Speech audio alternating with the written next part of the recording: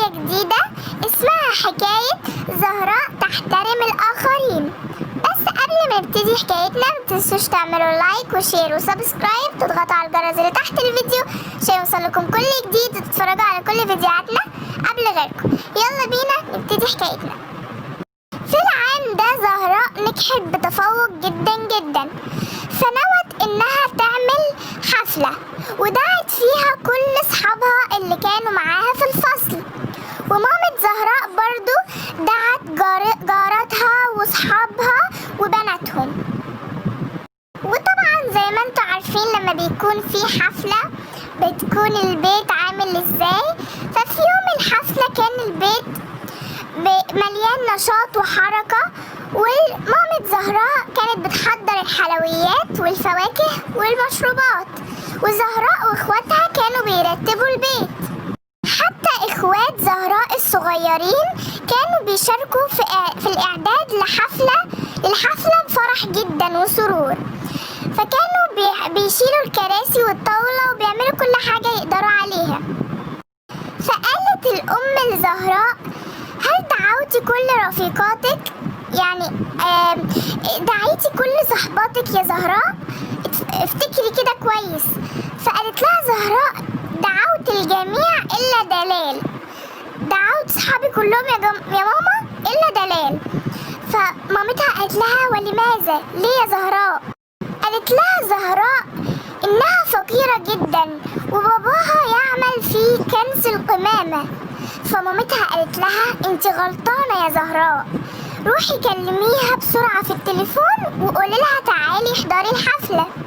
وبعد العصر حضر كل المدعوين للحفلة، وكانت مامة زهراء وبناتها بيرحبوا بيهم جدا جدا جدا، وقدموا ليهم الشراب والحلويات وكل حاجة حلوة. قعدوا بقى البنات يغنوا الأغاني الجميلة المناسبة للحفلة دي، والأغاني اللي بتتحدث عن حلاوة النجاح وضرورة الصبر والمثابرة. وقعدت الأم تتحدث عن سرورها بنجاح ابنتها، وشكرت الجميع على حضورهم وتمنت لهم كلهم التوفيق.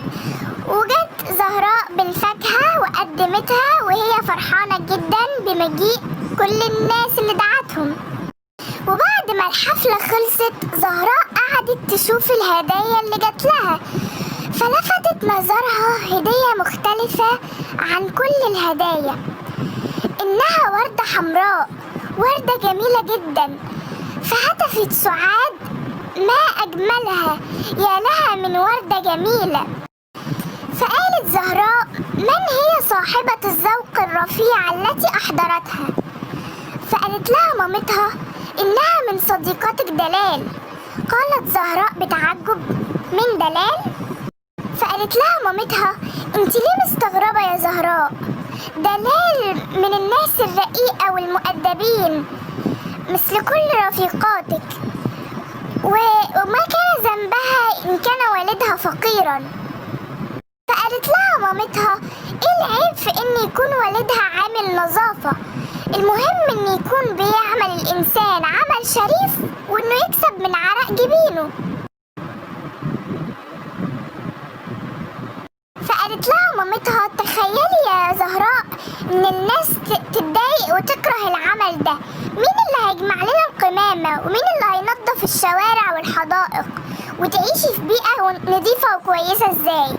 ده دور عظيم جدا في المجتمع، هما بيتعبوا جدا عشاننا، فينفع ان احنا نقابلهم بالغرور والتكبر والاشمئزاز؟ فردت زهراء: لا يا ماما، انا هروح اعتذر لدلال لاني ما كنتش بلعب معاها، ومن النهارده هتكون صديقة ليا. وبكده تكون حكايتنا خلصت النهارده. لو عجبتكم الحكايه متنسوش تعملوا لايك وشير وسبسكرايب، تضغطوا على الجرس اللي تحت الفيديو عشان يوصلكم كل جديد، تتفرجوا على كل فيديوهاتنا قبل غيركم. باي باي.